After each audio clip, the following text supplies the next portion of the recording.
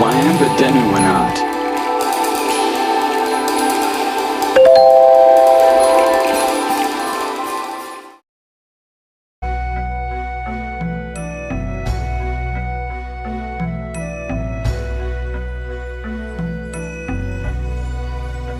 අප්පමානෝ බුද්ධෝ අප්පමානෝ ධම්මෝ අප්පමානෝ සංඝෝ යනුවෙන් මෙලව පහළ වූ බුදුවරුන්ගේ සංඛ්‍යාව අප්‍රමාණ වන අතර උන්වහන්සේලා විසින් මෙලවට දේශනා කළා වූ සද්ධර්මයේද අප්‍රමාණ වේ.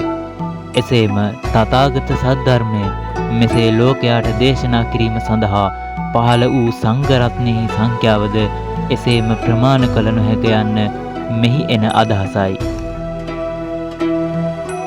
මෙසේ ත්‍රිවිධ රත්නයෙහි ඇති ගුණ බලය අප්‍රමාණ වන කල්හි එහි ඇති ආශිර්වාදයේද අනන්ත අප්‍රමාණ බව අප විශ්වාස කරනු ලබන සත්‍යකි. එහෙයින් ලෝක සත්වයා ත්‍රිවිධ මහා රත්නත්‍රය ප්‍රසාදයෙන් සරණ යා යුතුයයි බුදුරජාණන් වහන්සේ දේශනා කළසේක. ආශිර්වාදයක් නොපැතිය යුතු අතර තුනුරුවන් සරණ ගිය පුජ්‍යලයා කිසිවිටකත් යන්ත්‍ර මන්ත්‍ර ආදියක පිහිටක් නොපැතිය යුතුය යන්න ඇතමුන් සිතා සිටින දෙයකි. නත්ති මේ සරණං අඤ්ඤං බුද්ධෝ මේ ධම්මෝ මේ සංඝෝ මේ සරණං වරං.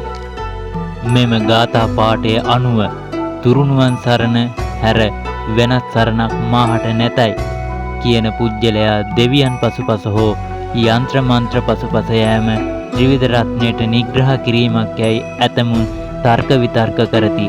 මෙම මතය අතිශයින්ම සාවද්‍යයි.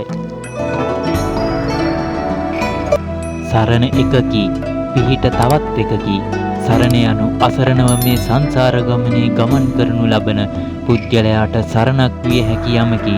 සංසාර සාගරයේ අසරණ වූ අපට ලැබෙන එකම සරණ නිර්වාණයයි.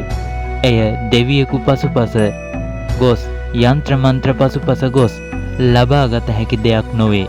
යන්ත්‍රයක් මතුරා කර පැළඳීමෙන් හෝ තොවිල් කිරීමෙන් නිවන් දැකිය නොහැකිය. එබැවින් නිර්වාණ මාර්ගයට ඇති එකම සරණ තුන් සරණ බව වටහා ගත යුතුය. පිහිට යනු తాවකාලික උදව්වයි. පුජ්‍යලයෙකු මෙම ජීවිතයේ යම් යම් කටයුතු කරගෙන යාමේදී ඔහුට ඇතිවන විවිධ දුෂ්කරතා අවම කරගන්න අදහසින් ඔහු විවිධ පිහිට බලාපොරොත්තු වෙයි. ඔබ වයෝවෘද්ධ කෙනෙක් නම් දිගු දුර ගමනක් යන විට ඔබගේ පාද රිදෙන්නට වූ විට කෙනෙකු ඔබට සැරයටියක් ගෙන දුන්නා නම් එහිදී ඔබ ඔබගේ ගමන් පහසුව ගැන සිතා එම සැරයටිය පිහිටක් කරගත්තාට ඔබේ සරණාගමනය බිඳෙයිද නැත. අසනීපයක් වූ විටදී බෙහෙතක් පිහිටක් ගැනීමේදී ඔබගේ සරණාගමනය බිඳෙන්නේ නැත. එසේම යම් යම් ග්‍රහ අපලයකින් පීඩා විඳි මොහොතක හෝ දුක්ඛම් කටුල් ඇති වූ අවස්ථාවක දෙවියන්ට පුද පූජාවක් තැබුවාට යන්ත්‍රයක් බැන්දාට දෙහි ටිකක් කැපුවාට එයින් ඔබට ශාන්තියක් සිදුවේ නම් එයින් පිහිට ලබා ගත්තාට කිසිදු වරදක් නොවේ.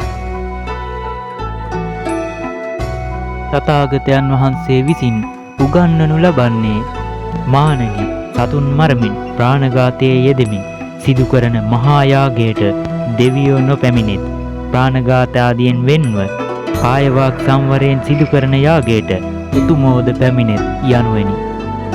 එබැවින් යන්ත්‍ර මන්ත්‍ර ආදී මෙම ශාස්ත්‍රයන් කෙරෙහි විශ්වාසයක් තබා පිරිසිදු ලෙස කරනු ලබන මන්ත්‍ර කර්මයකින් බෞද්ධයාට වන හානියක් නැතැයි අපගේ විශ්වාසයයි.